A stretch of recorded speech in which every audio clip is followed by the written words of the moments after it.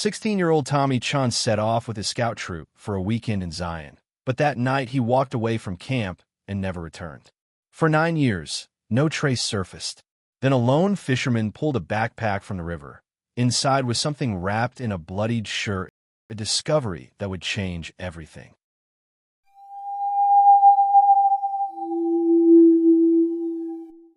The morning mist clung to Pine Valley like a gray blanket, hiding the secrets that lurked beneath its peaceful surface.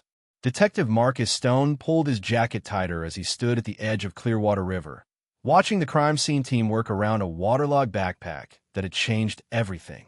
9 years had passed since 16-year-old Tommy Chun disappeared without a trace during what should have been a simple camping trip with his scout troop. The case had gone cold, leaving his family desperate for answers and the community haunted by unanswered questions. Now, local fisherman Bill Murphy had made a discovery that would reopen old wounds and expose buried truths. Marcus had been a rookie detective when Tommy first vanished, eager to prove himself, but ultimately frustrated by the lack of evidence. The boy had simply walked away from camp one evening and never returned, despite extensive searches involving hundreds of volunteers, search dogs, and helicopters. His disappearance had torn the tight-knit community apart, with suspicion falling on everyone from fellow scouts to camp counselors to random drifters.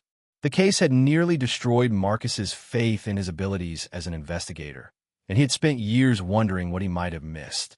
Inside the recovered backpack, wrapped carefully in what appeared to be a blood-stained shirt, was Tommy's skull. The medical examiner would need time to determine the exact cause of death, but the careful wrapping suggested this was no accidental drowning or animal attack. Someone had deliberately concealed evidence, and that someone might still be living among them. Marcus felt his pulse quicken as he realized this discovery would force him to re-examine everyone who had been involved in the original investigation. The implications were staggering. If Tommy had been murdered, then his killer had been walking free for nearly a decade, perhaps even attending the annual memorial services held in the boy's honor. Marcus thought about Tommy's father, David Chun, who had never stopped searching for his son and had become a broken man in the process.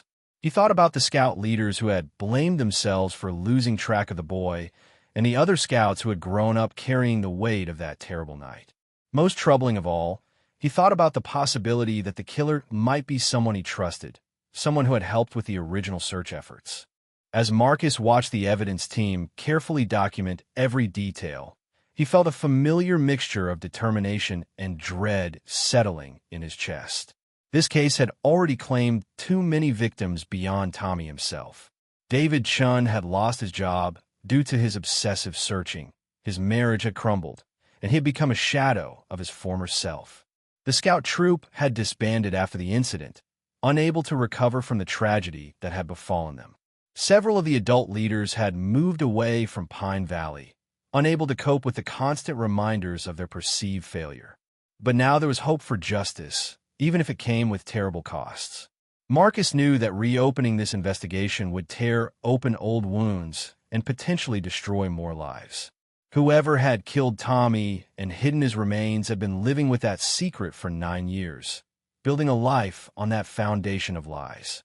The revelation would shatter families, end careers, and possibly drive someone to desperate measures to protect themselves. Marcus understood that he was about to embark on a journey that would test not only his skills as a detective, but his resolve as a human being. The radio crackled with updates from the crime scene, and Marcus listened as his team reported their findings. The backpack contained other items that had somehow survived the years underwater. A waterproof watch, a compass, and a notebook with pages too damaged to read clearly. Each piece of evidence was a puzzle fragment that might help reconstruct Tommy's final hours, but Marcus knew the real answers lay with the living, not the dead. Someone in Pine Valley knew exactly what had happened that night, and Marcus was determined to find them. As he prepared to leave the Riverside crime scene, Marcus caught sight of a familiar figure standing at the police barrier. David Chun had somehow learned about the discovery and had driven down from his apartment across town. The man looked even more haggard than Marcus remembered, his face etched with lines of grief and desperate hope. Marcus knew he would have to speak with David soon, But he also knew that conversation would be one of the hardest of his career. How do you tell a father that his son's remains have been found while admitting you still don't know who killed him? The waiting is finally over, but the real work is just beginning. 3 hours later, Marcus sat across from David Shun in the sterile interview room at Pine Valley Police Station, watching a man who had aged 20 years in the past 9. David's hands shook as he held a cup of coffee that had long since gone cold, his eyes red-rimmed from tears he was too exhausted to shed. The positive identification of the skull would take days, but both men knew in their hearts that Tommy had finally come home. Marcus had broken the news as gently as possible, but there was no way to soften the blow of confirmation that hope had finally died. David had spent nearly a decade searching for his son, following every lead, no matter how remote, posting flyers in towns hundreds of miles away, and hiring private investigators when the police resources dried up. His marriage to Tommy's mother, Sarah, had ended 3 years ago when she could no longer bear watching her husband disappear into his obsession. She had moved to Portland to start fresh, unable to remain in Pine Valley, where every street corner held memories of their lost child. David had refused to leave, convinced that Tommy would somehow find his way home if his father just waited long enough. The financial cost of David's search had been devastating.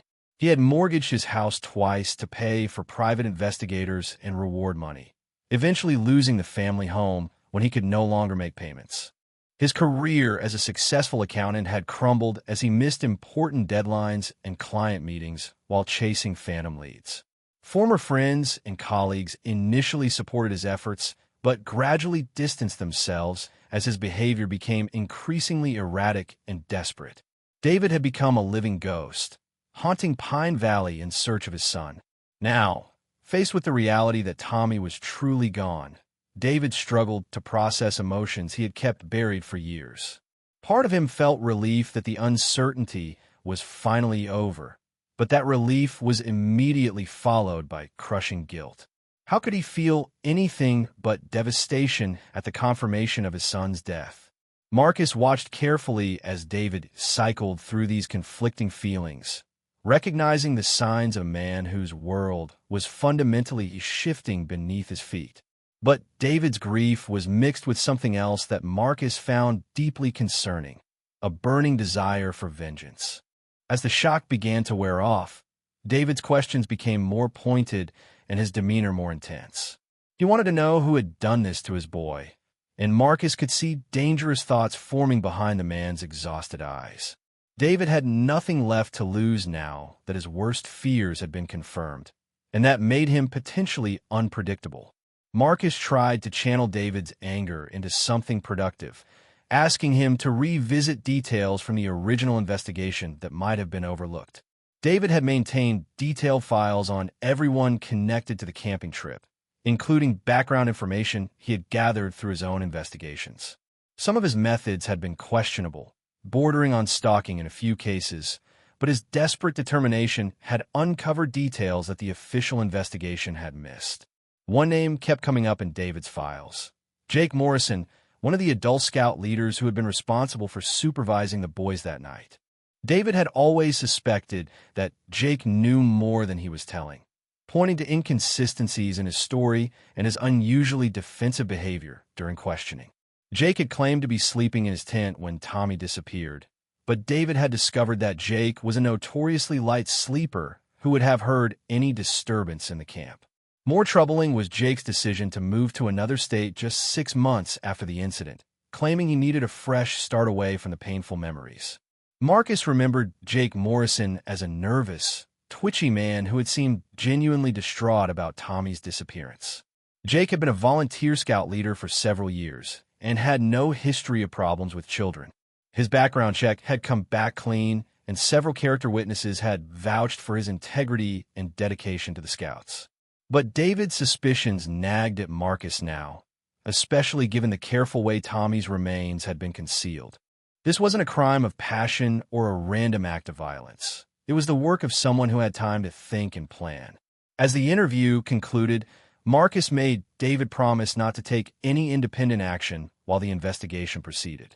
David's response was noncommittal, and Marcus worried about what the grieving father might do with his suspicions and newfound certainty that his son was dead. David had spent 9 years building up rage and frustration with nowhere to direct it, and now he had a potential target for all that accumulated anger. "I've waited 9 years for answers, Detective Stone, and I won't wait much longer." The drive to Millbrook took Marcus through winding mountain roads that seemed to mirror the twisted path this investigation was taking. Jake Morrison had built a new life in the small logging town, working as a hardware store manager and keeping a low profile that seemed almost deliberately unremarkable. Marcus had called ahead to arrange the meeting, and Jake's voice on the phone had carried a tremor that could have been surprise, fear, or simply the shock of having his past suddenly resurface.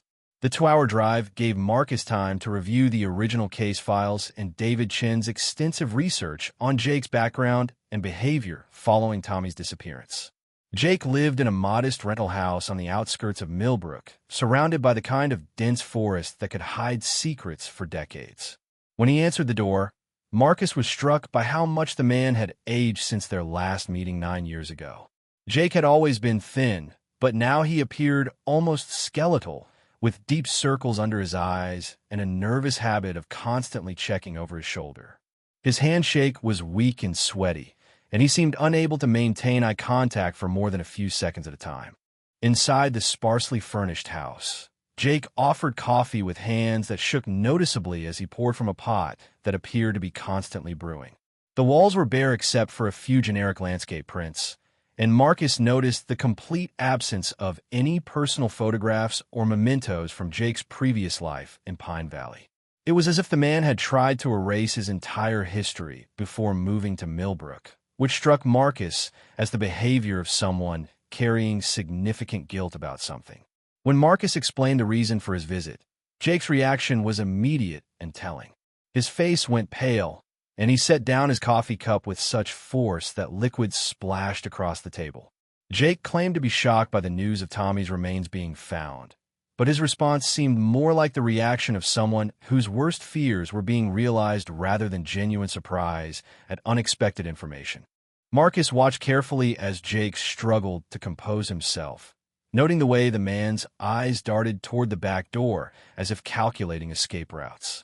Jake's account of the camping trip remained consistent with his original statement, but Marcus noticed subtle changes in emphasis and detail that suggested careful rehearsal rather than natural recollection.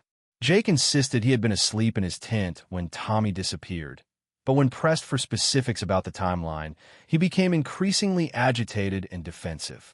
Most troubling was Jake's inability to explain why he had never heard any sounds of disturbance despite being positioned between Tommy's tent and the forest where the boy presumably vanished. The conversation took a darker turn when Marcus brought up David Chin's suspicions and ongoing investigation into Jake's background. Jake's demeanor shifted from nervous defensiveness to something approaching panic, and he began pacing around the small living room like a caged animal. He accused David of harassment and stalking, claiming that the grieving father had made his life unbearable in Pine Valley with constant surveillance and accusations. Jake's anger seemed disproportionate to the situation, and Marcus began to suspect that David's instincts about this man might be correct. But it was Jake's slip about the location of Tommy's remains that truly caught Marcus's attention. When discussing the discovery at Clearwater River, Jake mentioned details about the recovery site that hadn't been released to the public, including the specific bend in the river where the backpack was found. When Marcus pressed him on how he knew these details, Jake became flustered and claimed he must have heard them on a news report, but no such specific information had been broadcast. The slip suggested knowledge that only someone directly involved in the crime would possess. As the interview continued, Marcus observed Jake's growing desperation and the way he kept glancing at a locked desk drawer in the corner of the room. The man was clearly hiding something significant, and his nervous energy was building toward what felt like a breaking point. Marcus made mental notes about the layout of the house and Jake's behavioral patterns, sensing that this case was about to take a dramatic turn. Whatever secrets Jake was keeping, they were eating him alive from the inside. When Marcus finally prepared to leave, Jake's parting words carried an undertone of threat that sent chills down the detective's spine. Jake warned that some secrets were better left buried, and that digging up the past could be dangerous for everyone involved. The comments seemed directed not just at Marcus, but at David Shun as well, suggesting that Jake was aware of David's continued investigation and viewed it as a personal threat to his carefully constructed new life. As Marcus drove back toward Pine Valley through the darkening forest, he couldn't shake the feeling that Jake Morrison was teetering on the edge of complete breakdown. The man was clearly involved in Tommy's death, but the exact nature of his involvement remained unclear. More concerning was the possibility that Jake might take desperate action to protect himself now that the investigation was heating up again. Marcus reached for his radio to request surveillance on Jake's house, but the mountain terrain made communication impossible. Some stones are better left unturned, detective, for everyone's sake. The surveillance report on Jake Morrison's house arrived on Marcus's desk the next morning with troubling news. Jake had disappeared sometime during the night, leaving behind most of his possessions but taking his car and what appeared to be a hastily packed bag. His supervisor at the hardware store confirmed that Jake had called in sick, claiming he had a family emergency that might keep him away for several days. The timing of his departure, just hours after Marcus's visit, strongly suggested that Jake was fleeing rather than dealing with a legitimate crisis. Marcus immediately issued a bolo alert for Jake's vehicle and began coordinating with law enforcement agencies throughout the region. But Jake had a significant head start and intimate knowledge of the mountain roads and backcountry trails that could help him evade capture. More troubling was the possibility that Jake's flight might not be a simple attempt to avoid questioning. It could be the desperate act of a man who felt cornered and might lash out at anyone he perceived as a threat to his freedom. David Shun arrived at the police station before Marcus had finished his morning coffee, having somehow learned about Jake's disappearance despite the department's attempts to keep the information confidential. David's appearance was even more haggard than the day before, and Marcus realized the man probably hadn't slept since receiving confirmation of his son's death. David's questions came rapid fire, demanding to know what Marcus had said to Jake and why the suspect had been allowed to escape. The accusatory tone suggested that David's faith in the official investigation was rapidly deteriorating. Marcus tried to calm David's anger while gathering information about the extensive surveillance David had been conducting on Jake over the years. David admitted to following Jake to Millbrook on several occasions and confirmed that he had maintained contact with people in Jake's new community to monitor his activities. This unofficial investigation had yielded disturbing information about Jake's behavior patterns, including his habit of taking long solo camping trips into remote wilderness areas where he could disappear for days at a time. The revelation that Jake was familiar with dozens of isolated campsites and wilderness areas significantly complicated the search efforts. Jake could be hiding anywhere within a several hundred square mile area of dense forest and mountains, with access to caves, abandoned cabins, and other locations where he could remain hidden indefinitely. Even worse, his knowledge of the terrain meant he could potentially circle back to Pine Valley undetected, putting David Shun and others connected to the original investigation at risk. Marcus's concern deepened when David revealed that he had been receiving anonymous threatening phone calls over the past few months, with a caller warning him to stop his investigation into Tommy's disappearance. David had dismissed these calls as pranks from local teenagers, but now they took on a much more sinister significance. If Jake had been monitoring David's activities and felt threatened by his persistence, the calls could have been attempts to intimidate David into backing down from his search for answers. The phone record from David's home showed several calls from untraceable numbers, but the timing pattern suggested they originated from someone with intimate knowledge of David's daily routine and activities. The calls always came when David was home alone, usually late at night, when he would be most vulnerable to intimidation. The caller had never made specific threats, but had repeatedly warned David that some mysteries were better left unsolved, and that continuing his investigation could lead to more tragedy for everyone involved. As Marcus reviewed the evidence, a disturbing picture began to emerge of Jake Morrison as a man who had been desperately trying to keep his secret buried, while simultaneously monitoring the one person most likely to uncover the truth. Jake's move to Millbrook hadn't been an escape from painful memories. It had been a strategic relocation that still allowed him to keep tabs on the investigation while maintaining distance from daily scrutiny. His periodic camping trips could have been reconnaissance missions to check on the location where he had hidden Tommy's body. The psychological profile that emerged suggested Jake was organized, patient, and capable of long-term planning, but also increasingly unstable as the pressure mounted. His flight from Millbrook indicated that his careful control was finally breaking down, which made him exponentially more dangerous. A cornered suspect with nothing left to lose and intimate knowledge of wilderness survival could remain at large for months, while potentially targeting anyone he blamed for his predicament. Marcus realized he was racing against time, not just to capture Jake Morrison, but to protect David Chun and others who might be on Jake's list of perceived enemies. The grieving father's relentless search for answers had apparently pushed Jake to his breaking point, and there was no telling what desperate measures he might take to protect himself. Marcus ordered increased patrols around David's apartment and began reaching out to other people connected to the original camping trip to warn them about the potential danger. The investigation had transformed from a cold case review into an active manhunt, with multiple potential victims at risk. Marcus felt the weight of responsibility settling heavily on his shoulders as he realized that his visit to Jake Morrison had likely triggered a chain of events that could lead to more violence and tragedy. The careful questioning that was supposed to gather information had instead flushed out a dangerous suspect who was now operating without constraints or rational thinking. The hunter has become the hunted, and everyone connected to this case is now in his crosshairs. The abandoned ranger station deep in Whispering Pine Forest had been Jake Morrison's sanctuary for the past 18 hours, a place where he could think clearly while staying invisible to the search teams he knew would be looking for him. The old wooden structure had been decommissioned years ago due to budget cuts, leaving behind a solid shelter with a working fireplace and enough supplies to last for weeks if necessary. Jake had discovered this location during one of his reconnaissance trips to check on Tommy's original burial site, and he had been stockpiling food and equipment here for months in case he ever needed to disappear quickly.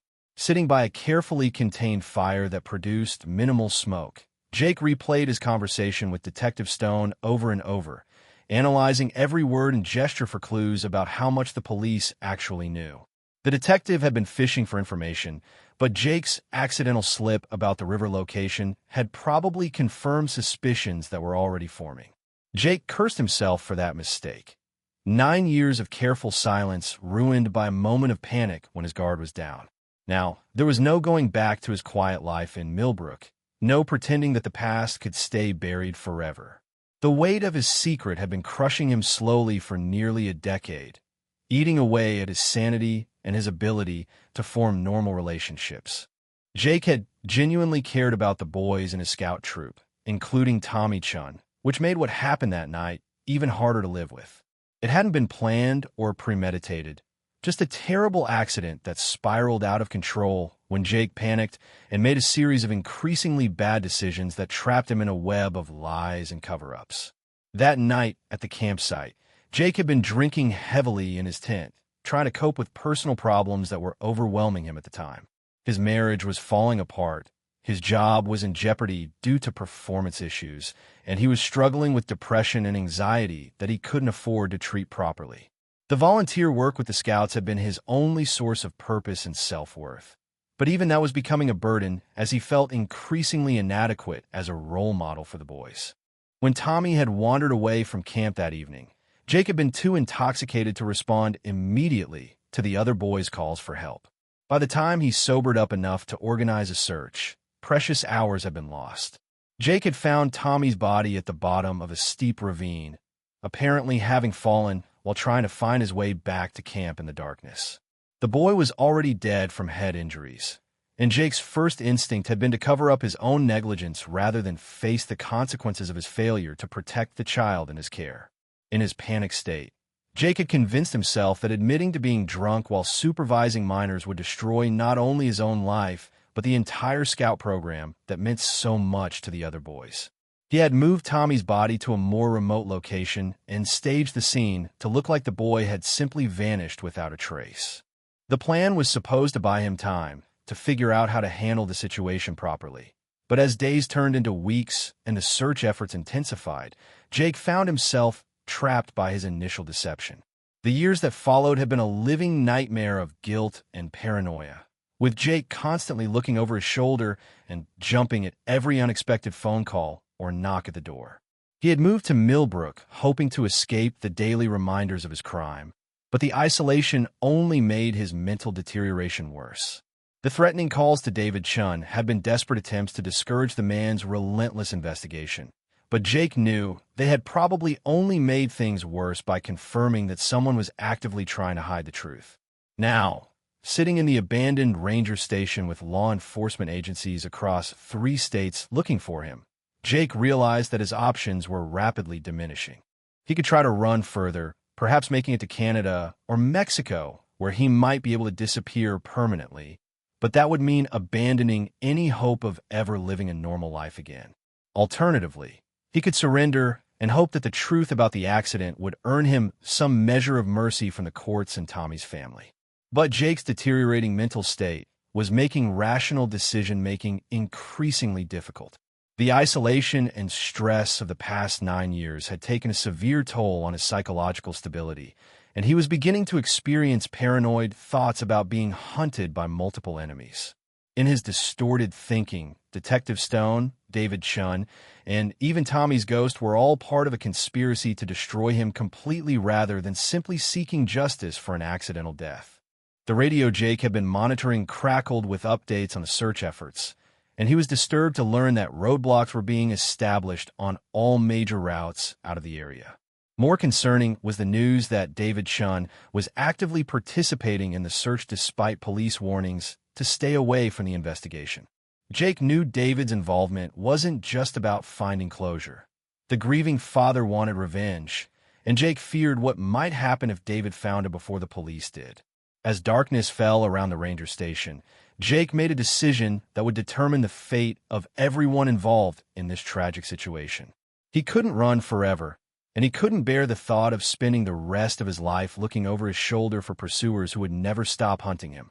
But he also couldn't face the public humiliation and legal consequences of surrender, especially knowing that David Chun would never accept his version of events or believe that Tommy's death was truly accidental. If they want to make me the villain in this story, then maybe it's time I started acting like one. David Chun crouched behind a fallen log, roughly 2 miles from the abandoned ranger station, his binoculars focused on the thin wisp of smoke rising from the old building's chimney. He had been tracking Jake Morrison for 6 hours, using wilderness skills learned during his own desperate searches for Tommy over the years. While the police search teams were concentrating on major roads and known hiking trails, David had taken a more direct approach through the dense forest, following instincts honed by nearly a decade of obsessive investigation into his son's disappearance. The decision to join the manhunt had not been difficult for David, despite explicit warnings from Detective Stone to stay away from the search efforts. David had waited 9 years for this moment, the chance to confront the person responsible for Tommy's death and finally get the answers that had eluded him for so long. The police wanted to take Jake alive for questioning and trial, but David's objectives were less concerned with legal procedures and more focused on extracting the complete truth about his son's final hours. David's backpack contained supplies for several days in the wilderness, including rope, a hunting knife, and a small camping shovel that had been his constant companion during countless searches for Tommy's remains. He had also brought along a digital recorder, determined to capture Jake's confession before deciding what justice should look like for a man who had stolen his son's life and then hidden the truth for nearly a decade. The weight of these items felt comforting and purposeful, like tools that would finally allow him to complete the mission that had consumed his existence. Moving closer to the ranger station required extreme caution, as David knew that Jake would be watching for pursuers and might react violently if cornered. David had studied Jake's psychological profile extensively over the years, noting patterns of behavior that suggested the man was capable of violence when threatened. The careful way Tommy's remains had been concealed indicated someone who could think clearly under pressure, but Jake's recent flight and erratic behavior suggested that his mental stability was deteriorating rapidly. Through his binoculars, David could see movement inside the ranger station and caught glimpses of Jake pacing back and forth near the windows.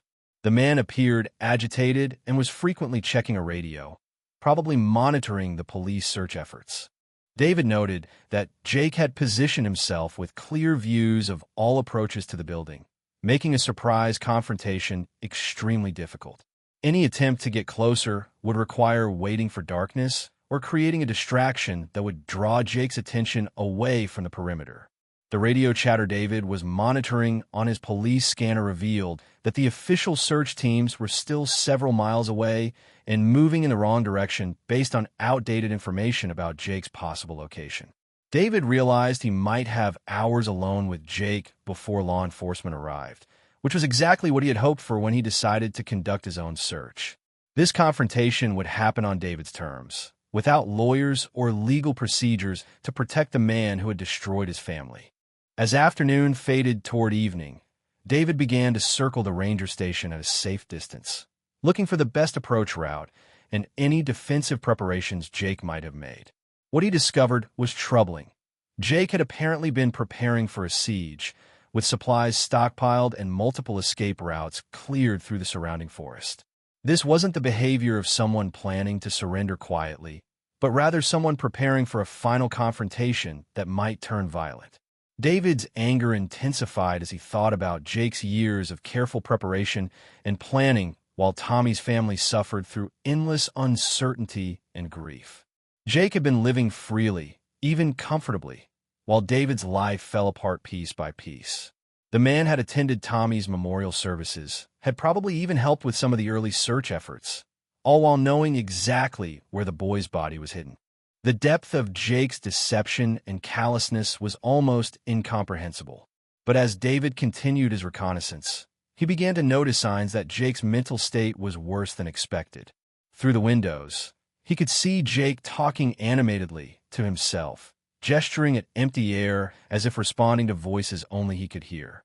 At one point, Jake appeared to be having an argument with someone who wasn't there, his voice rising to shouts that carried across the forest. David realized he might be dealing with someone who had completely lost touch with reality rather than simply a guilty person trying to avoid consequences. The psychological deterioration added an unpredictable element to the situation that made David's planned confrontation much more dangerous. A rational person might be reasoned with or intimidated into confessing, but someone experiencing a mental breakdown could react in completely irrational ways. David began to question whether his desire for answers was worth the risk of provoking Jake into violence that could result in more tragedy for everyone involved. As darkness began to fall, David faced a crucial decision about how to proceed. He could retreat and wait for the police to handle the situation professionally, knowing that Jake would probably be taken alive and given legal representation that might prevent David from ever learning the complete truth. Alternatively, he could move forward with his original plan, accepting the risks in exchange for the chance to finally confront Tommy's killer directly and extract the confession that had eluded him for 9 years. The radio crackled with an update that made David's decision for him. The police search teams had received a tip about a possible sighting of Jake's vehicle near a different location and were redirecting their efforts away from the ranger station.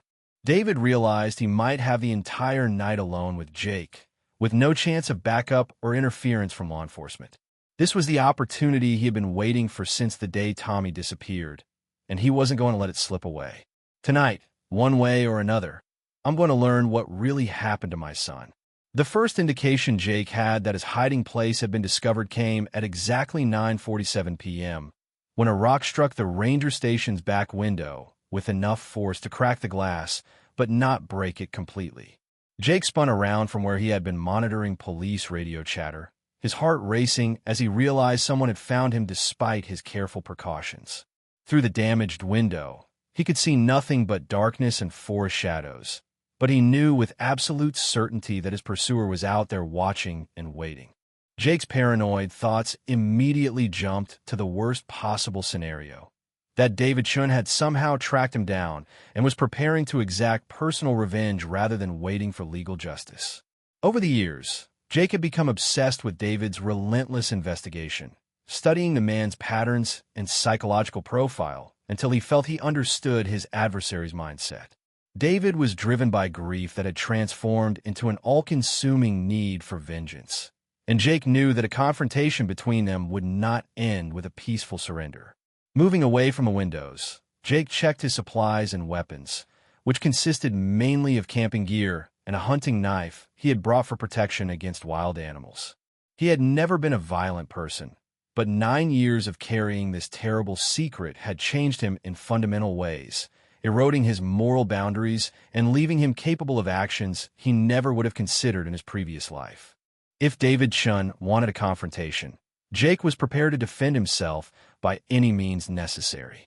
The psychological pressure of the situation was pushing Jake toward a complete mental breakdown, as the voices in his head became more insistent and the boundaries between reality and hallucination continued to blur. In his distorted perception, Tommy's ghost was among his pursuers, demanding justice for the cover-up that had prevented his family from achieving closure. Jake found himself arguing with these phantom voices, trying to explain that Tommy's death had been an accident and that the subsequent deception had been motivated by panic rather than malice. Another rock struck the front window, and Jake realized his tormentor was deliberately trying to terrorize him rather than simply announcing his presence. The psychological warfare suggested someone who wanted Jake to suffer emotionally before any physical confrontation took place. This was personal rather than professional, confirming Jake's suspicion that David Chun had found him and was now implementing his own plan for extracting justice and revenge. Jake's radio crackled with an update indicating that police search teams were miles away and moving in the wrong direction, meaning he was completely alone with whoever was stalking him outside the ranger station. The isolation that had seemed like protection now felt like a trap, with no possibility of rescue or intervention by law enforcement. Jake realized that his fate would be determined entirely by whatever David Chun had planned for this confrontation. The waiting became unbearable as minutes stretched into an hour with no further contact from his unseen pursuer. Jake paced around the small ranger station like a caged animal, his knife clutched in his sweating palm as he tried to watch all approaches simultaneously. The silence outside was more terrifying than any direct threat would have been, as his imagination conjured increasingly horrific scenarios about what David might be planning to do to him. When David's voice finally called out from the darkness, the sound was so unexpected that Jake nearly dropped his weapon in shock. David's words were calm and measured, but they carried an undertone of absolute determination that sent chills down Jake's spine. David wasn't interested in negotiating or making deals. He wanted complete confession and explanation of everything that had happened to Tommy, and he was prepared to use whatever methods were necessary to extract that information. Jake's response was a mixture of defiance and desperation, as he tried to maintain his innocence while also attempting to negotiate some kind of peaceful resolution. But even as he spoke, Jake knew his words sounded hollow and unconvincing. The careful lies he had constructed over 9 years were crumbling under the pressure of this confrontation, and his ability to maintain the deception was rapidly deteriorating along with his mental stability. David's next demand revealed the depth of his preparation and planning for this moment. He wanted Jake to come outside with his hands visible and submit to being restrained while they had their conversation about Tommy's death. The request was reasonable in tone, but carried the clear implication that resistance would be met with force. Jake realized that David had probably been planning this confrontation for months or even years, waiting for the right opportunity to corner his son's killer. The standoff continued as both men maneuvered for psychological advantage, with Jake barricaded inside the ranger station and David controlling the surrounding area. Jake's deteriorating mental state was making rational decision-making increasingly difficult, while David's years of obsessive planning had prepared him for almost any contingency. The situation was rapidly approaching a breaking point that would determine whether this confrontation ended with confession and justice or with more violence and tragedy. Jake's final transmission before the radio went silent was a rambling mixture of justification and threat, revealing the complete breakdown of his psychological defenses. He admitted to being present when Tommy died, but claimed it was an accident that he had been forced to cover up to protect everyone involved. The partial confession only inflamed David's anger, as it confirmed his worst suspicions while still withholding the complete truth he had spent 9 years seeking. "I know you're out there, David, and I know what you want, but some secrets die with the people who carry them." David's voice cut through the darkness with surgical precision, each word carefully chosen to maximize psychological impact on the man barricaded inside the ranger station. He had waited 9 years for this moment, and his demands were specific and non-negotiable. Jake would emerge from the building unarmed, submit to being restrained, and provide a complete, recorded confession about every detail of Tommy's death and the subsequent cover-up. David's tone was calm, but carried the absolute certainty of someone who had nothing left to lose and everything to gain from this confrontation. Jake's response from inside the ranger station was a mixture of panic and desperate rationalization, as he tried to maintain his innocence while simultaneously offering partial admissions that only confirmed David's suspicions. Jake claimed that Tommy's death had been a tragic accident, but his inability to provide consistent details about the circumstances made it clear that he was still hiding crucial information. David's years of investigation had prepared him to recognize the signs of deception, and Jake's story was riddled with inconsistencies and gaps. The psychological warfare intensified as David began reciting specific details from his investigation, demonstrating the depth of his knowledge about Jake's activities over the past 9 years. David knew about Jake's drinking problem, his failed marriage, his financial difficulties, and his pattern of taking solo camping trips to remote areas where Tommy's body could have been hidden. Each revelation struck Jake like a physical blow, confirming that his carefully constructed new life had been under surveillance for years. David's tactical preparation became evident as he systematically eliminated Jake's options for escape or resistance. He had disabled Jake's vehicle by removing essential engine components, cut the landline telephone connection to the ranger station, and positioned himself to control all possible exit routes from the building. Jake was effectively trapped with no possibility of outside assistance, exactly as David had planned when he chose to track down his son's killer independently rather than waiting for law enforcement to handle the situation. The confrontation took a darker turn when David revealed that he had brought along items from Tommy's childhood, a favorite toy, a photo from the camping trip, and a compass that had been found in the recovered backpack. David's voice became thick with emotion as he described how these objects had been all he had left of his son for 9 years, while Jake had been living freely with the knowledge of where Tommy's body was hidden. The emotional manipulation was deliberate and effective, designed to break down Jake's psychological defenses. Jake's mental state continued to deteriorate under the relentless pressure, and his responses became increasingly erratic and disconnected from reality. He began talking to people who weren't there, apologizing to Tommy's ghost, and arguing with voices that only he could hear. David recognized that Jake was experiencing a complete psychological breakdown, but rather than feeling sympathy, he saw it as an opportunity to extract the complete truth while Jake's defenses were compromised.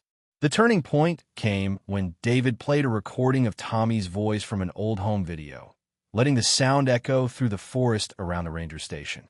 Jake's reaction was immediate and devastating. He began sobbing uncontrollably and pounding on the walls of the building like a man trying to escape his own skin. The sound of Tommy's laughter and excited chatter about the upcoming camping trip was more effective than any physical torture could have been. David's demands became more specific as Jake's resistance crumbled, requiring detailed explanations of the timeline on the night Tommy disappeared, the exact circumstances of the boy's death, and the methods used to hide the body for 9 years. David wanted to understand not just what had happened, but why Jake had chosen to let Tommy's family suffer through years of uncertainty rather than admitting to his role in the tragedy. Jake's partial confession came in broken fragments as his psychological defenses finally collapsed completely.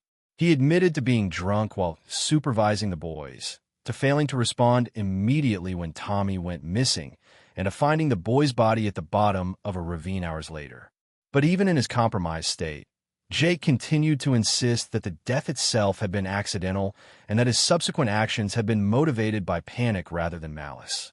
The revelation that Tommy had died alone and frightened in the darkness, calling for help that never came because his supervisor was too intoxicated to hear him, pushed David's rage beyond the breaking point.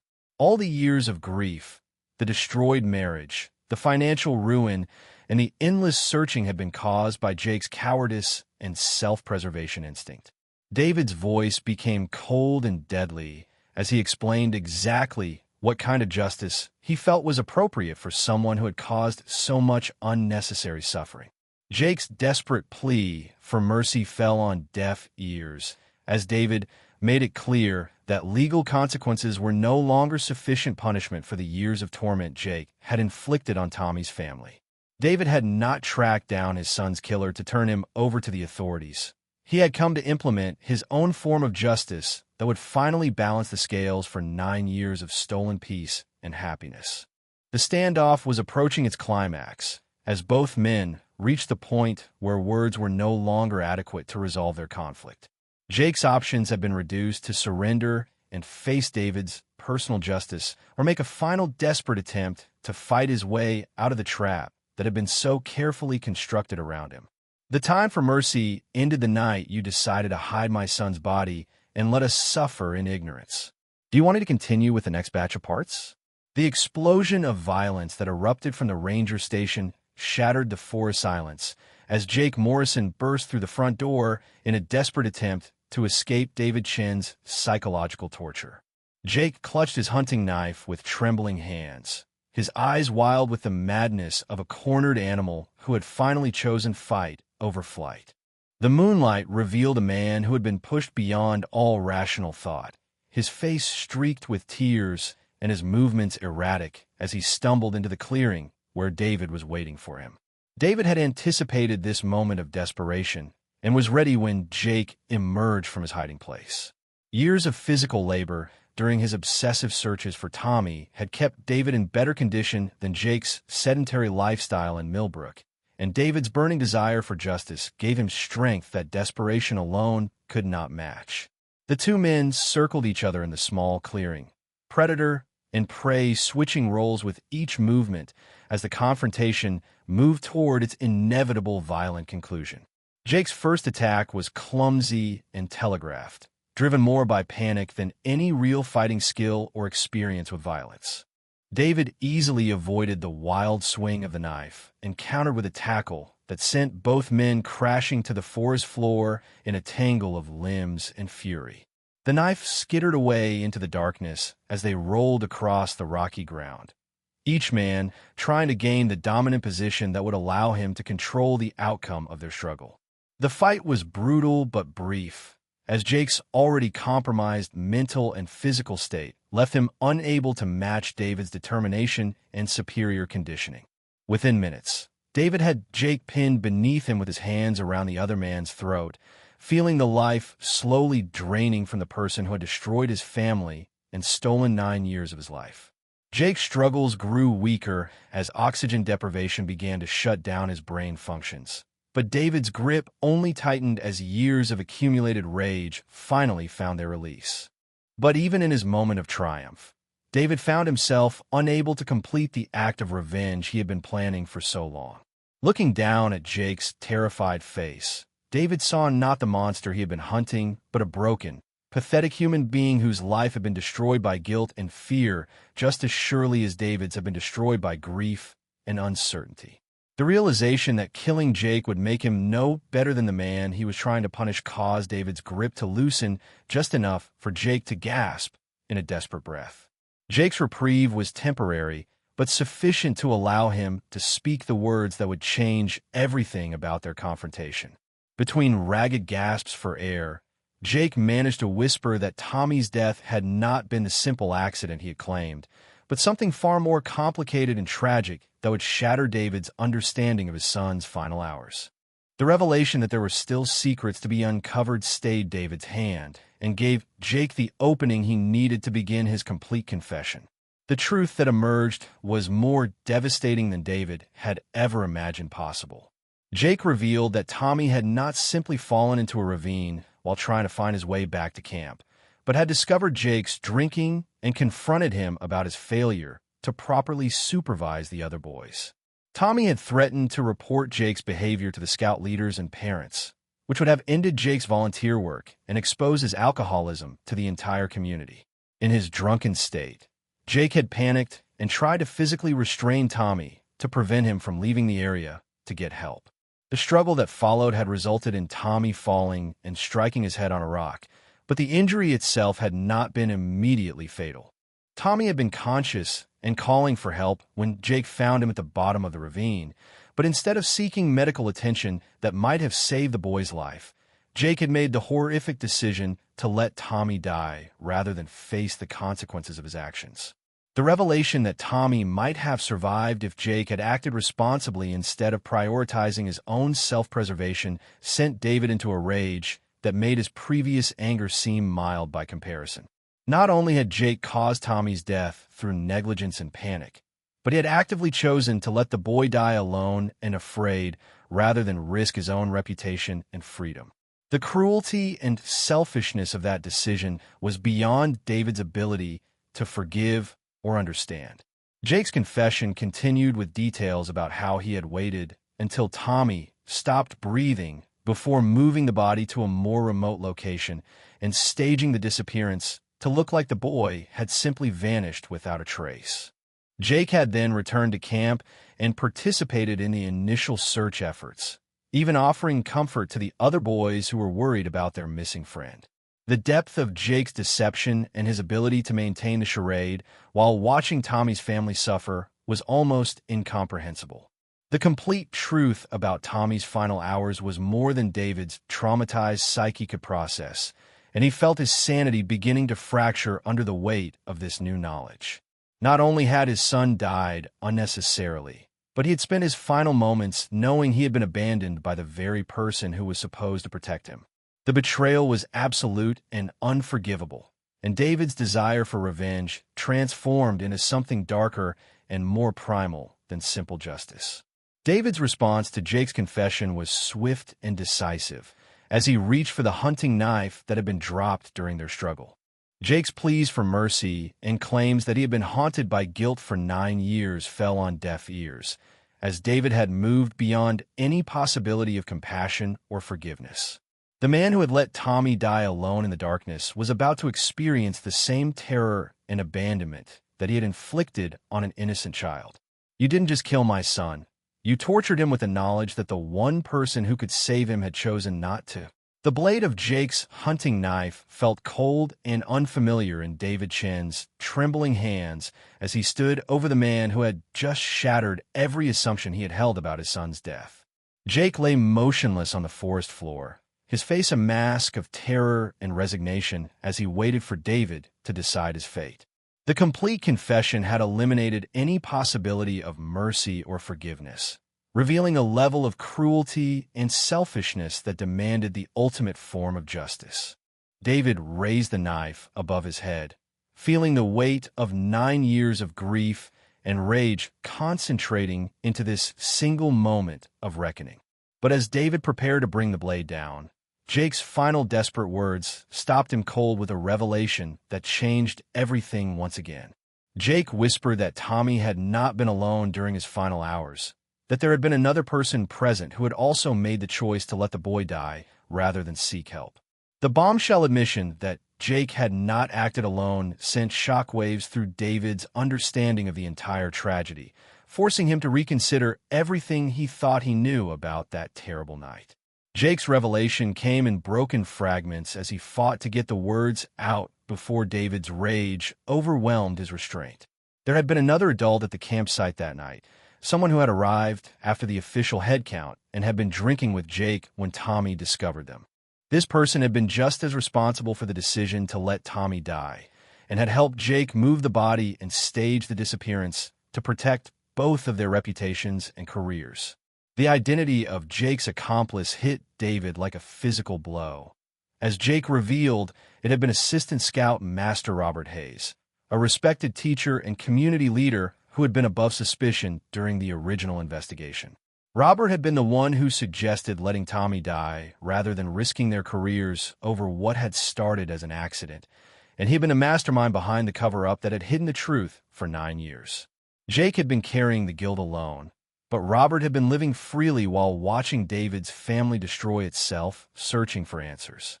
David's mind reeled as he processed this new information and its implications for everything that had happened over the past 9 years. Robert Hayes had not only participated in Tommy's death and the subsequent cover-up, but he had continued teaching and working with children while knowing he was capable of sacrificing an innocent life to protect his own interests. The man had attended Tommy's memorial services, had even offered condolences to David personally, all while knowing exactly what had happened to the missing boy. The psychological impact of learning that 2 trusted adults had conspired to let his son die was more than David's traumatized mind could handle, and he felt his grip on reality beginning to slip. The knife wavered in his hands as he struggled to process the magnitude of betrayal and deception that had been perpetrated against his family. Not only had Tommy been abandoned by the people who were supposed to protect him, but the cover-up had involved a level of premeditation and collaboration that made it far more sinister than a simple panic-driven mistake. Jake continued his confession, revealing that Robert Hayes had been the one monitoring David's investigation over the years and making the threatening phone calls designed to discourage his search for answers. Robert had used his position as a respected educator to deflect suspicion while keeping track of how close David was getting to the truth. The man had even volunteered to help with some of the early search efforts, using his inside access to misdirect the investigation away from areas where evidence might be found. The realization that Robert Hayes was still out there, still free, and still working with children galvanized David's resolve in a way that thoughts of personal revenge never could. Jake Morrison was already broken and defeated, his life destroyed by guilt and mental illness. But Robert Hayes had thrived over the past 9 years while David's family had suffered. Robert represented a clear and present danger to other children, and David realized that simple justice demanded action to prevent future tragedies. David's decision to spare Jake's life was tactical rather than merciful, as he realized that Jake's testimony would be necessary to expose Robert Hayes and bring him to justice. But David's willingness to work within the legal system was conditional on Jake's complete cooperation in taking down the man who had masterminded Tommy's death and the subsequent cover-up. Jake would live, but only long enough to help David destroy Robert Hayes's carefully constructed life of lies and deception. The alliance between David and Jake was born of necessity rather than forgiveness, as both men recognized that Robert Hayes represented a greater threat than their personal conflict. Jake agreed to cooperate fully with law enforcement in exchange for David's promise not to kill him immediately, while David agreed to channel his desire for revenge toward the person who truly deserved to pay the ultimate price for Tommy's death. As they prepared to leave the ranger station and make contact with the police search teams, David realized that his long journey toward justice was entering its final phase. The truth about Tommy's death was finally emerging, but it was more complex and horrifying than he had ever imagined. The real villain in this tragedy was still free and unsuspecting, enjoying the life he had built on the foundation of a child's death. Jake's final words, as they prepared to surrender to law enforcement, carried a warning that chilled David to the bone. Robert Hayes was not the kind of man who would go quietly when confronted with exposure and arrest. He had too much to lose and too many resources at his disposal to simply accept defeat. The final confrontation in this long saga of tragedy and deception was yet to come, and it would test David's resolve in ways he was not yet prepared to face. Robert doesn't know that I'm still alive, which gives us exactly one chance to catch him before he disappears forever. Detective Marcus Stone's radio crackled to life at 3:47 a.m. with the news he'd been both hoping for and dreading. David Chun and Jake Morrison had been located at the abandoned ranger station. Both men were alive, and Jake was ready to surrender with a full confession. But the relief Marcus felt at resolving the manhunt was immediately replaced by shock as he listened to the preliminary details of Jake's statement. The case that had started as a simple missing person investigation 9 years ago had evolved into something far more complex and disturbing than anyone had imagined. The drive to the ranger station took Marcus through winding mountain roads that seemed to mirror the twisted path this investigation had taken from the beginning. Jake's confession about Robert Hayes' involvement added an entirely new dimension to the case, transforming it from a story of individual guilt and cover-up into a conspiracy that had involved multiple respected members of the community. Marcus realized that arresting Robert Hayes would send shockwaves through Pine Valley that would take years to fully process and understand. Robert Hayes had been above suspicion during the original investigation, his sterling reputation as an educator and community leader making him an unlikely candidate for involvement in any criminal activity.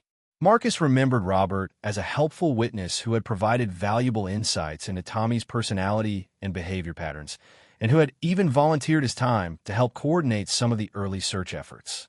The idea that Robert had been actively sabotaging the investigation while pretending to assist was almost too disturbing to accept.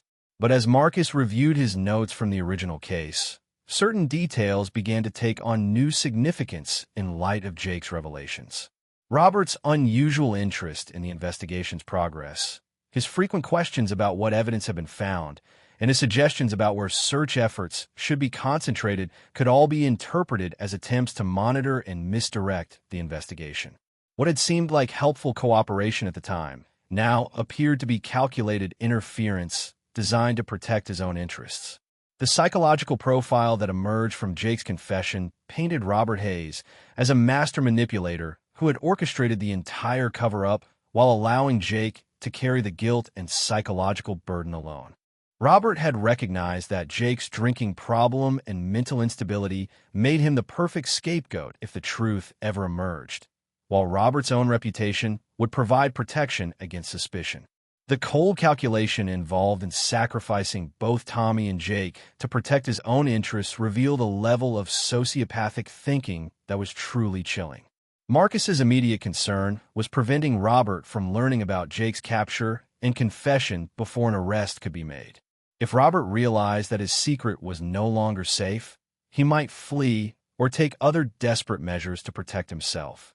The element of surprise was crucial, as Robert had demonstrated his willingness to sacrifice innocent lives when his own interests were threatened. Marcus coordinated with his team to maintain radio silence about Jake's confession while they prepared to arrest Robert at his home. The tactical considerations for arresting Robert Hayes were complicated by his position within the community and his access to potential hostages at the school where he worked. Robert's teaching schedule meant he would be in contact with dozens of children throughout the day, and his administrative responsibilities gave him access to the entire school building. Marcus realized that any attempt to arrest Robert during school hours could potentially endanger innocent students if Robert decided to resist or take hostages. David Chin's insistence on being present during Robert's arrest created additional complications for Marcus's planning. David's emotional investment in seeing justice done was understandable, but his mental state after 9 years of obsessive searching and the trauma of his confrontation with Jake made him unpredictable and potentially dangerous. Marcus needed David's cooperation to ensure Jake's continued willingness to testify, but he also needed to prevent David from taking matters into his own hands if the arrest didn't go according to plan. The legal implications of Jake's confession were complex and would require careful handling to ensure that both conspirators faced appropriate consequences for their actions. Jake's mental deterioration and cooperation with the investigation might earn him some consideration for prosecutors, but Robert's leadership role in the conspiracy and his continued deception over 9 years made him the primary target for the most serious charges. Marcus knew that building a solid case against Robert would require meticulous documentation and corroborating evidence beyond Jake's testimony alone. As dawn broke over Pine Valley, Marcus finalized his arrest plan and coordinated with backup units to surround Robert Hayes' residence. The element of surprise would be crucial, as Robert's intelligence and resources made him capable of evading capture if he suspected that his secret had been exposed. Marcus felt the weight of responsibility settling on his shoulders as he realized that this arrest would either bring justice for Tommy Chun or potentially allow a dangerous individual to escape consequences for his actions. The radio check with his team confirmed that all units were in position and ready to execute the arrest warrant that had been hastily prepared based on Jake's confession. Marcus took a deep breath and gave the signal to move, knowing that the next few minutes would determine whether 9 years of investigation and suffering would finally result in justice for Tommy Chun and his family. But as the tactical team approached Robert Hayes' house, they discovered something that changed everything about their carefully laid plans. Robert's car was gone from the driveway. His mail was piling up uncollected, and neighbors reported that they had not seen him for several days. The man who had orchestrated Tommy's death and hidden behind a facade of respectability for 9 years had apparently sensed that his time was running out and had already begun his escape. "We're too late. Hayes is gone, and he could be anywhere by now with a several-day head start." The discovery that Robert Hayes had vanished sent shockwaves through the investigation team and confirmed Marcus Stone's worst fears about the intelligence and resources of their primary suspect. A search of Robert's abandoned house revealed evidence of hasty but methodical preparation for a long-term disappearance, including emptied bank accounts, destroyed personal documents, and missing items that suggested he had been planning his escape for weeks or possibly months. Robert had clearly been monitoring the situation more closely than anyone had realized, and he had recognized the danger signals before Jake's capture had even occurred. David Chin's reaction to the news of Robert's escape was explosive and immediate, as 9 years of suppressed rage finally found a target that deserved every ounce of his fury. Robert Hayes had not only participated in Tommy's death and orchestrated the cover-up, but he had been quietly preparing to abandon his responsibilities and escape justice while David's family continued to suffer. The calculated nature of Robert's preparations revealed a level of premeditation and selfishness that pushed David's desire for vengeance beyond any possibility of legal satisfaction. Marcus realized that Robert's escape had transformed the investigation from a straightforward arrest into a complex manhunt that could potentially last for years. Robert's background as an educator had given him extensive knowledge of geography, different cultures, and survival techniques that would serve him well as a fugitive. His access to the school's resources had also provided him with opportunities to create false identities and establish escape routes that the investigation team was only beginning to understand. The forensic examination of Robert's computer revealed a sophisticated level of planning that included research into countries without extradition treaties, methods for obtaining false identification documents, and techniques for living off the grid in remote locations. Robert had been preparing for this eventuality for months, possibly since David's investigation had begun to focus on the scout troop and the adults who had been present during the camping trip. His escape was not a panic-driven flight, but a carefully orchestrated disappearance designed to ensure he would never be found. But Robert's preparation had included one crucial oversight that gave the investigation team hope for eventual success. His research had been conducted on his personal computer, creating a digital trail that forensic experts could follow to determine his likely escape routes and destinations. Robert's browsing history revealed particular interest in several South American countries known for harboring fugitives from American justice, as well as research into obtaining citizenship through investment programs that wealthy individuals could use to establish new identities. The international scope of Robert's escape plan required Marcus to coordinate with federal agencies and international law enforcement organizations, transforming a local investigation into a global manhunt. The FBI's Fugitive Task Force took primary responsibility for tracking Robert's movements, but Marcus remained involved to provide background information and maintain continuity with the original case. The resources required for an international manhunt were enormous, but Robert's crimes against a child made him a high-priority target for all agencies involved. David Chin's insistence on participating in the expanded search efforts created ongoing complications for law enforcement, as his emotional investment in the case made him prone to taking independent action that could interfere with official operations. David had spent 9 years developing investigative skills and contacts that could potentially be valuable in tracking Robert, but his desire for personal revenge made him a liability in situations requiring careful coordination and diplomatic sensitivity. The psychological profile developed by FBI behavioral analysts painted Robert Hayes as a highly intelligent sociopath who had been hiding his true nature behind a carefully constructed facade of respectability and community service. His willingness to sacrifice Tommy's life to protect his own interests, combined with his years of calculated deception and manipulation, indicated someone capable of extreme violence if cornered or threatened. The warning went out to all agencies involved in the manhunt that Robert should be considered extremely dangerous and unpredictable.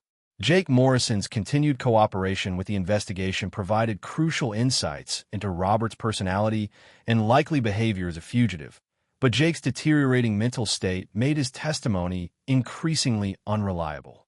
The stress of confession and the prospect of facing criminal charges for his role in Tommy's death were taking a severe toll on Jake's psychological stability. Marcus realized that Jake's value as a witness was diminishing rapidly, making it even more critical to capture Robert before Jake became completely unable to testify. The media attention surrounding Robert's escape and the revelation of the conspiracy behind Tommy's death created a public relations nightmare for law enforcement agencies at all levels. The story of a respected teacher who had participated in a child's death and then lived freely while the victim's family suffered was exactly the kind of scandal that destroyed public trust in institutions and authority figures. Marcus found himself fielding questions from reporters while trying to maintain the integrity of an ongoing investigation. As weeks passed without any credible sightings of Robert Hayes, the investigation team began to consider the possibility that their quarry had successfully disappeared forever. Robert's intelligence, resources, and careful planning had given him advantages that most fugitives never possessed, and his head start might have been sufficient to establish himself in a location where he would never be found. The prospect of Robert living freely somewhere in the world while Tommy's family continued to suffer was almost too frustrating to accept. But David Chun refused to accept the possibility that Robert might escape justice, and his determination to continue the search independently created new concerns for Marcus and the official investigation team. David's obsessive personality and investigative skills had served him well during his search for Tommy, but his desire for personal revenge against Robert made him capable of actions that could compromise the official manhunt or put innocent people at risk. Robert Hayes thinks distance and time will protect him, but he's underestimated what a father's love is capable of accomplishing. 6 months after Robert Hayes' disappearance, David Chin sat in a small cafe in Guatemala City, studying surveillance photographs that had cost him his life savings to obtain, but finally confirmed what he had suspected for weeks. Robert was living under the assumed identity of Richard Harrison, working as a private English tutor for wealthy families while maintaining a low profile in the expatriate community. The man who had orchestrated Tommy's death and destroyed David's family was teaching children again, building a new life on the foundation of his crimes, while believing he had successfully escaped all consequences for his actions. David's journey to Guatemala had taken him through a labyrinth of private investigators, document forgers, and information brokers who operated in the gray areas between legal and criminal activity. The official manhunt had stalled after the first few months, with FBI resources being redirected to more recent cases and the trail growing cold despite extensive international cooperation. David's unofficial investigation had succeeded where government agencies had failed, but the success had come at the cost of everything he had left in his former life.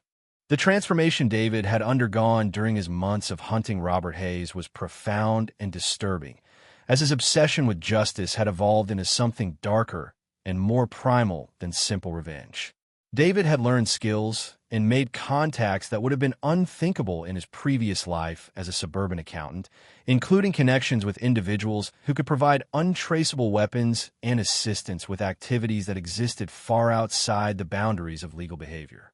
Robert's new life in Guatemala City was comfortable but carefully constrained, as he maintained the paranoid vigilance of someone who knew he was being hunted by people who would never give up the search.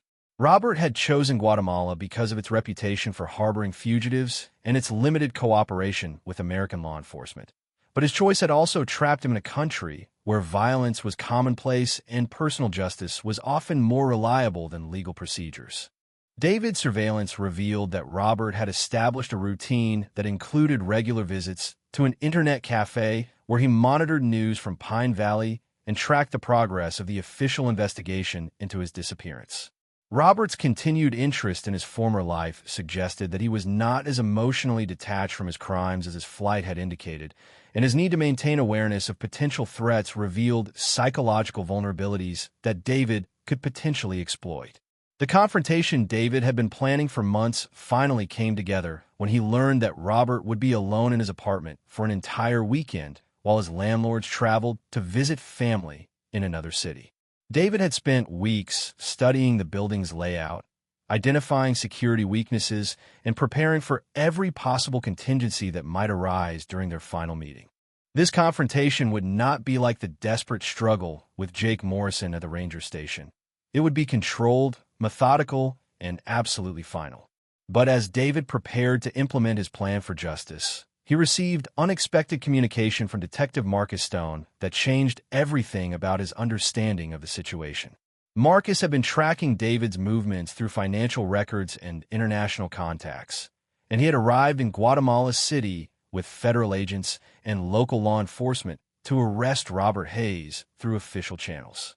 The timing meant that David's personal mission for revenge was about to collide with legitimate law enforcement efforts in ways that could destroy both operations. Marcus's message was clear and urgent.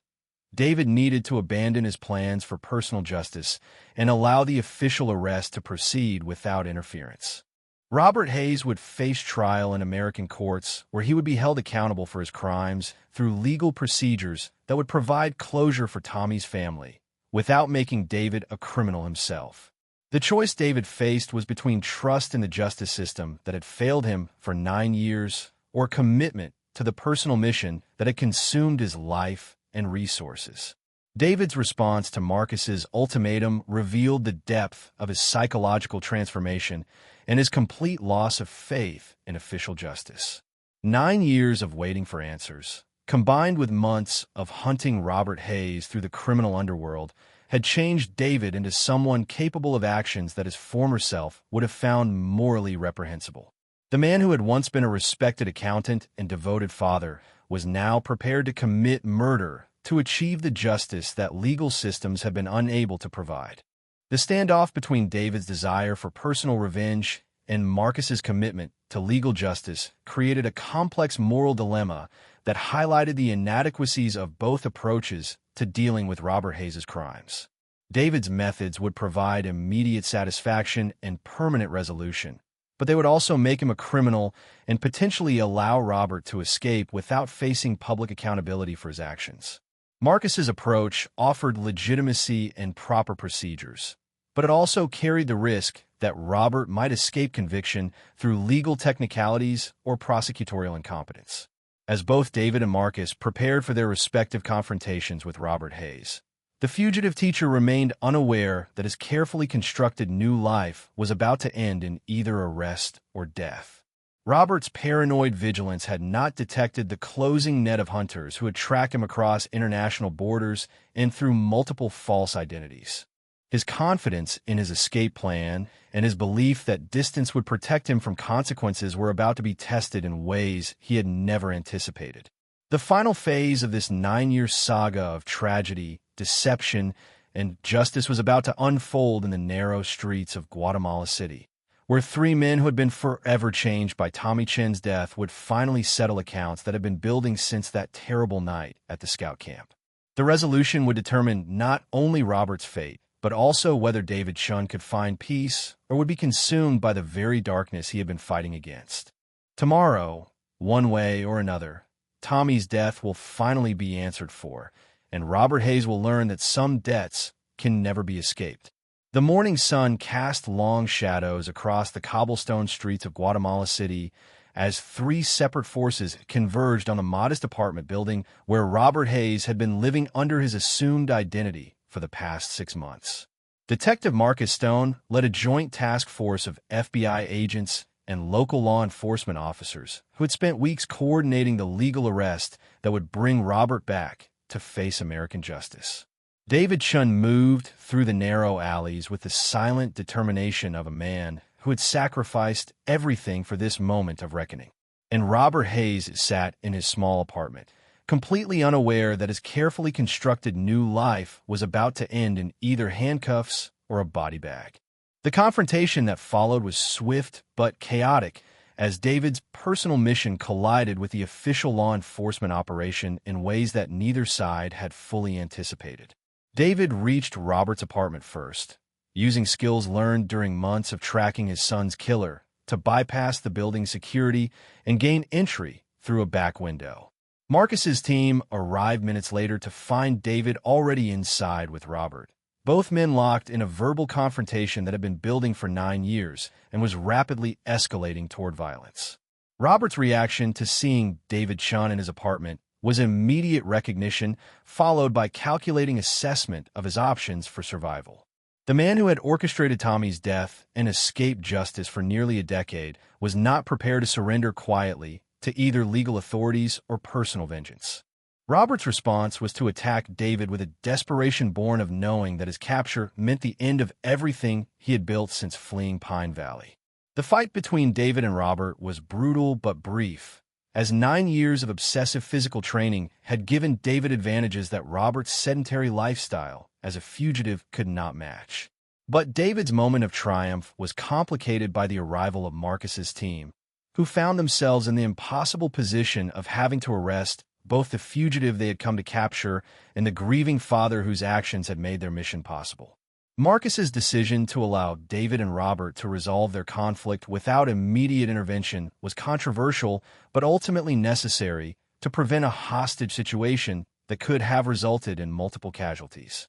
The detective who had been haunted by this case for 9 years watched as David extracted the complete confession that legal procedures might never have achieved, learning details about Tommy's final hours that provided closure, even as they revealed the depth of Robert's callousness and cruelty. Robert's confession under David's interrogation was more complete and damning than anything Jake Morrison had provided, revealing the full extent of the conspiracy that had hidden Tommy's death and the systematic way Robert had manipulated events to protect his own interests. Robert admitted to being the mastermind behind the cover-up, to threatening Jake in his silence, to monitoring David's investigation over the years, and to making the decision that Tommy should die rather than risk their exposure. The revelation that Robert had actually been present when Tommy was still alive and calling for help, and had personally made the decision to let the boy die rather than seek medical attention, pushed David beyond any possibility of mercy or forgiveness. This was not a case of panic or poor judgment, but calculated murder committed to protect Robert's reputation and career. The cold-blooded nature of the crime demanded justice that legal systems might not be able to provide. But David's final decision surprised everyone present, including Robert and Marcus. Instead of taking the personal revenge he had traveled thousands of miles to achieve, David stepped back and allowed the law enforcement officers to take Robert into custody. The complete confession had provided the closure David needed more than violence, and the knowledge that Robert would face public trial and imprisonment was ultimately more satisfying than private murder would have been. Robert Hayes was extradited to the United States within days and faced charges that included conspiracy to commit murder, child endangerment, obstruction of justice, and accessory to Tommy's death. Jake Morrison's testimony, combined with Robert's recorded confession and physical evidence recovered from various locations, ensured convictions that would keep Robert in prison for the rest of his life. The public trial provided complete exposure of Robert's crimes and vindicated David's years of investigation and suspicion. David Chin's journey ended not with the violence he had planned, but with the justice he had always truly sought.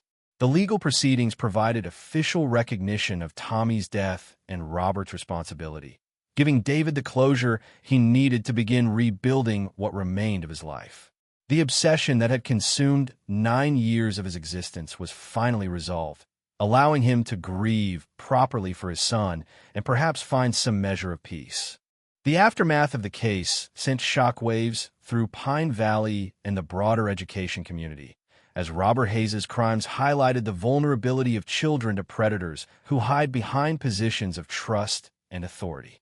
New procedures were implemented to prevent similar tragedies, but the damage to public confidence in institutions and authority figures would take years to repair. Jake Morrison received a reduced sentence in exchange for his cooperation and testimony against Robert Hayes, but his mental health continued to deteriorate during his imprisonment. The guilt and trauma of his role in Tommy's death, combined with years of psychological pressure from carrying the secret, had permanently damaged his ability to function normally in society. Detective Marcus Stone finally closed the case that had haunted him for 9 years, but the resolution brought mixed emotions rather than simple satisfaction. Justice had been achieved, but the cost in human suffering had been enormous for everyone involved. The case became a defining moment in Marcus's career and influenced his approach to future investigations involving crimes against children. The story of Tommy Chin's death and the long journey toward justice became a cautionary tale about the importance of immediate action when children are in danger, the devastating consequences of cover-ups and deception, and the power of a parent's love to overcome seemingly impossible obstacles. David's determination to find answers had ultimately succeeded where official investigations had failed, but the victory had come at a price that few people would have been willing to pay. Justice for Tommy was never about revenge. It was about making sure the world knew that his life mattered and that the people who destroyed it would be held accountable. Disclaimer: the story you just watched is fictional. It explores themes of mystery, violence, and a chilling passage of time that reveals long-buried secrets. Its purpose is to provoke suspense, raise awareness about the tragedies of unsolved disappearances, and inspire reflection on justice for those whose stories are left behind.